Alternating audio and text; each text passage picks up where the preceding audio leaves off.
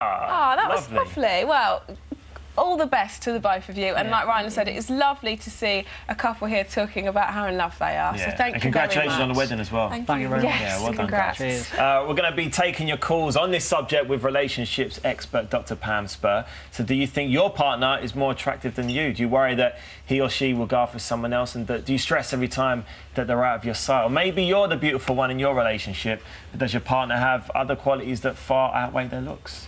Wow. Interesting. Well, it's competition time now. Jeff Brazier has all the details. OK, now you're definitely going to remember these guys from Britain's Got Talent 2012. We all instantly fell in love with their catchy songs, cheeky banter. It's the Lovable Rogues. Sapling. Here they are, the Lovable Rogues. I'm love sick and I'm sick of this love game. I'm tired hearing I'm the one to blame. And I'm sick of you telling me to go and get dressed as if I'm the man you're here to impress. If you brought an album tomorrow, I'd buy it. Everything seems really well balanced. I'm confident. I like that. I'm sick of you telling me to go and get dressed as if I'm the man you're here to impress. I told you my roots will keep me honest. I'll be a good boy, I promise. You're like a gang everyone wants to be in. Then I'll stay true. There's a real market for you, and I predict great things for you after this competition. I told you I'm not leaving you, believe it when you see I'm back for you. Nice. Great stuff. How long ago does that feel, boys? Oh my gosh, it's weird. It's so weird. Is it? You're all going, oh, God. I've grown up a bit of stubble since then. I know, well done. Sonny It's was taken that long. You've grown up, Sonny. You've grown up, mate. Sonny was saying he lost his trainers. He don't know where the trainers were. So, boys, the new single's out now, Lovesick, and that was the song that you first auditioned with a couple of years ago. My question, how come it's taken so long for that one to come out? It was just never really in our hands, and now it is. So the first thing we wanted to do was just release the music that everyone's been waiting to hear from us. So that's why we sort of released Lovesick, released the album, and it's well exciting. I think we've got a clip of that video, actually. Let's have a listen.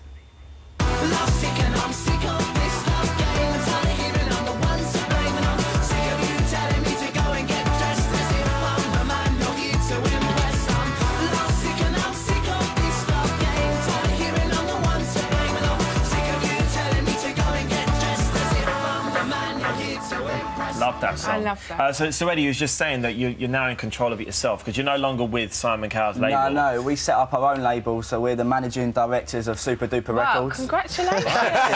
Well done, boys. Well done. Beautiful. I feel like a big man. I feel You do, you sound so official, boys. How's that going, sort of managing your own and funding your own? So you would have paid for the video yourself and all of that? Yeah, John. I think I should be wearing a suit firstly, Yeah, and a little briefcase or something.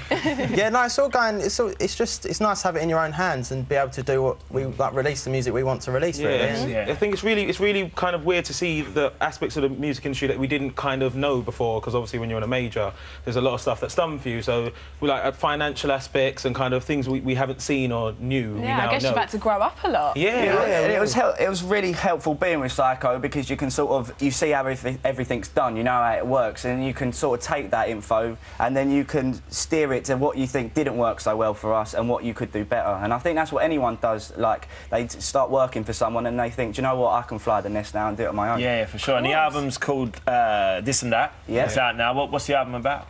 This and that, really. Bit of that, bit of this, bit of that. That's the best. No, we've been going for like quite a while now, like 4 odd years, and it's just literally all of the songs kind of from our time, and it's literally like we're all from really different backgrounds. Like I love reggae and soul, Eddie loves like rock, Sonny loves indie and pop. So it's just literally a bit of this and a bit of that, and it's quite dynamic. So it'll be interesting for everyone to hear. And is it true that Eddie used to date Jessie from Little Mix? It's not so much true, no, not at all. I think I went to a nightclub once and I gave her a lift home, and then someone like took a photo of me holding her hand, being a gentleman and that. And next thing you're getting married. Exactly. Yeah, it was literally I was just being a gentleman. Yeah, that's what happened to me. I couldn't shake her off. Yeah, I know. Yeah, I was, desperate to be with her and all that. But there's a song on the album that was. Is it that true? It's written about I did like. It was just. I think it was all the excitement and that of like when we first come off the show, we're going to all these parties and things, and we're meeting all these people, and you're like, whoa, when does this happen? Do you know what I mean? And there's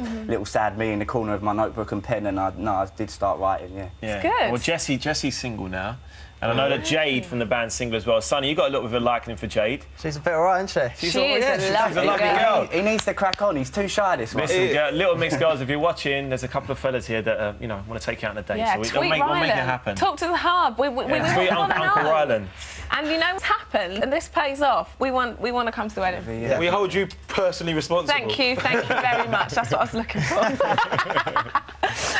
Now I know that we have something in common because we went to the same performing arts school as each other. Yeah. And I don't know if I actually have told you this before, haven't I? I'm a patron for that school, and that makes me sound official now, doesn't it? Yeah. Or old, one of the two. Patron or matron? Patron, don't be smart.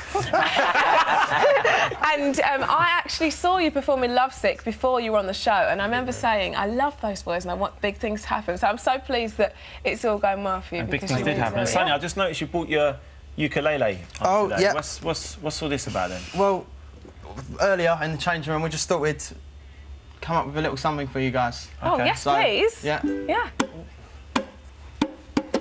Our first time on the show was with Holly and Phil. Now we're sitting on the sofa with Marvin and Rochelle. We came to plug our album in the hope it will sell. Katie Hopkins, we've got tattoos. Do you hate us as well? This and that, this morning chat.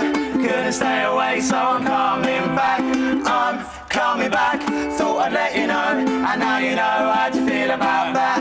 This and that, this morning chat. Couldn't stay away, so I'm coming back. I'm coming back. Thought I'd let you know, and now you know how to feel about that. Yes! Oh, my goodness. Amazing. Cheeky little something. Safe. Hey, when did you just literally come up with that today? Yeah, the change room. amazing, man. Yeah, we didn't think it would go that well, to be honest. No, I thought he was going to go. I was looking at Eddie going, oh my gosh, it's going right. We just got to hope no one messes up, do you know what I mean? Oh, good. Well, thanks for that, boys. amazing. I want to ask you a question quickly. How was it touring with Ollie Murs? We love Ollie. How was No, that? it's wicked, crazy. yeah. Like, and the thing is, when he's got all like football tables and ping pong tables, and it was just. No, you're forgetting the food. The food. On tour. I believe the same people done your tour as well. Yeah, it probably was, yeah. Yeah. They're Like decent. 3-course meals and stuff. Seriously, I like that. didn't want to go home. I didn't want to go home. No reason to go home. No, You've got food and you've wicked. got a ping pong table. Well, I'm living life. I'm living life. Oh, listen, boys, so congratulations. The album This and That is out now. The single Lovesick's out as well, so wish you the best of luck with it. Thank you. Good luck, boys. Thank you very I need to get a much. copy of that song as well. Yes, you do. Nice one, fellas. Right, still to come, Alison Hammond reports for duty. Find out what happened when she teamed up with Hollywood's hottest heroes in action. Plus, the 9-year-old girl described as a broken doll. Brave Kira has had her entire face and body rebuilt. We'll be talking to her and her mum after this quick news break. Hello, we're doing well, we're doing well. They're not seeming to let me in, though. Guys! Oh, OK, just a little head. How's it going? It's amazing. There's lots of hair on the floor. There's lots more hair coming. Right. It's manic. It's going well. OK, Yeah. fine. If you look down here, I've just seen that there's been a bit of sweeping going on. So we're not sure who it is yet, but someone has had their hair cut as they're not letting me in. So I've not much to report, but there's some hair on the floor. I caught Leo doing a bit of sweeping, as he doesn't want me to admit on TV, but he did. He was doing the work. There you go. Now, Kira and her mum, Michelle, join us now, along with their nurse, Joan Grogan, from Alder Hey Children's Hospital in Liverpool. Hello, guys. Hi. Thanks for coming on. Hello, Kira. I've just been noticing that she's had her nails painted. Yes. We've been getting all girly about It's a the lovely hair. dress too. as well. Beautiful dress. Right, Michelle, I want to sort of start from the beginning here, when we set the story. Your pregnancy with Kira, was it different to previous pregnancies? Just normal, same as the other two pregnancies. Just yeah. the same, so no symptoms. No, nothing. Nothing different. No, but very big with her. But that third one, it doesn't really mean nothing, does it? Okay, so when did you start to notice that things were a little bit different? Say a couple of hours into giving labour, because her head was so big she couldn't come out. And then we just took in to a different room. They finally got her out. They wrapped her up. You just saw in her face. Just saw her face, gave her a kiss. She looks a lot like Victoria, her big sister. Oh, right. And then they took her away. And then Mark came. I says it was a baby girl. And I says, it's all right, just a bit of breathing difficulties. She'll be fine. And then they took Mark away. And then he came back crying. And he just says, you need to get her down there. And I went down. Yeah, yeah. The only thing is, if they gave her Sorry, it is a bit upsetting. No, I know, of course it is, of course it is. If they gave her... You're doing really well, Michelle. You're doing Joan, really well. let me come to you, Joan. Yes. Can you just explain to us what exactly Apert syndrome is? Apert syndrome is it's a genetic disorder. Yeah. It happens in around 1 in 70,000 births. It's the mutation of a gene called the FGFR2 gene. It causes fusion of the cranial bones. It causes fusion of the hands and the feet. A third of the Apert's babies have a cleft palate. And it's very difficult. They have breathing difficulties and they have feeding difficulties with the cleft palate. Yeah. And it's very upsetting for the family because they go 9 months into a pregnancy and it's not detected. Yeah. And the ultrasound in pregnancy, they can't detect Can it can't be Apert detected syndrome. whatsoever? Whatsoever, it's not detected unless you've got a good ultrasonographer Right, that can actually pick up the face basically, because it's slightly, the mid-face is slightly concave, Right. and unless they pick it up, it's very unusual. And Kira's undergone about 14 operations. She and has. Her last one was the most serious one. This is the big one. What happened in that operation? Well, what happened was they had to, they fractured Kira's orbits, and they also fractured her upper jaw, her maxilla.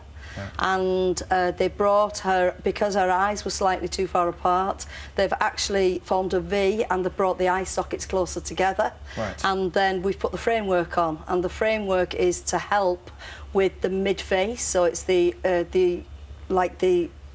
lower orbits and also the upper jaw, and what we're doing is we're actually bringing it forward slowly, and we do it over, the turn-in happens usually around 2 weeks, right, and then the frame stays on for 3 months to actually let the bone, where we're actually stretching it, to start reproducing new bone cells, and then it heals. How has Kira dealt with these operations? She's fabulous.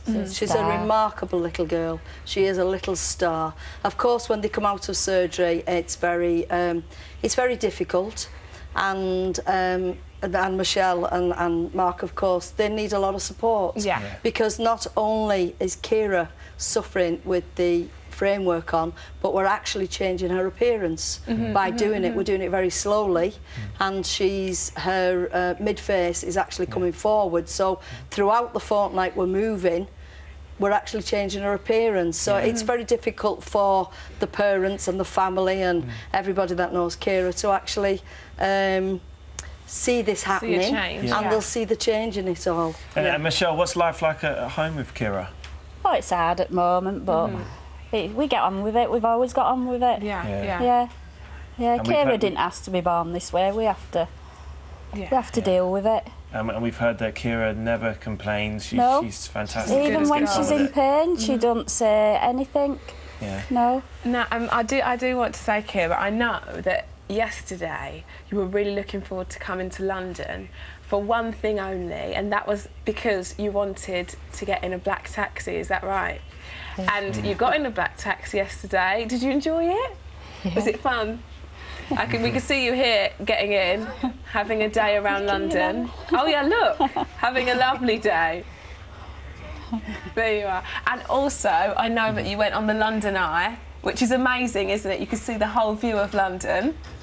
Look. Oh, it looks great. Look, you're causing trouble there. Yeah, there you are.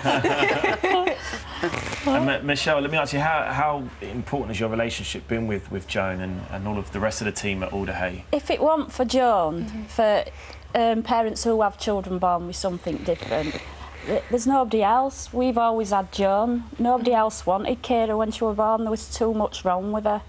So the only other place we went to was Alderhay Children's Hospital. Right. And Joan said yes straight from the start. Yeah. It wasn't a problem to Alderhay. Yeah. And this is what I can't understand. Right. It shouldn't be a problem to any hospital. Of course.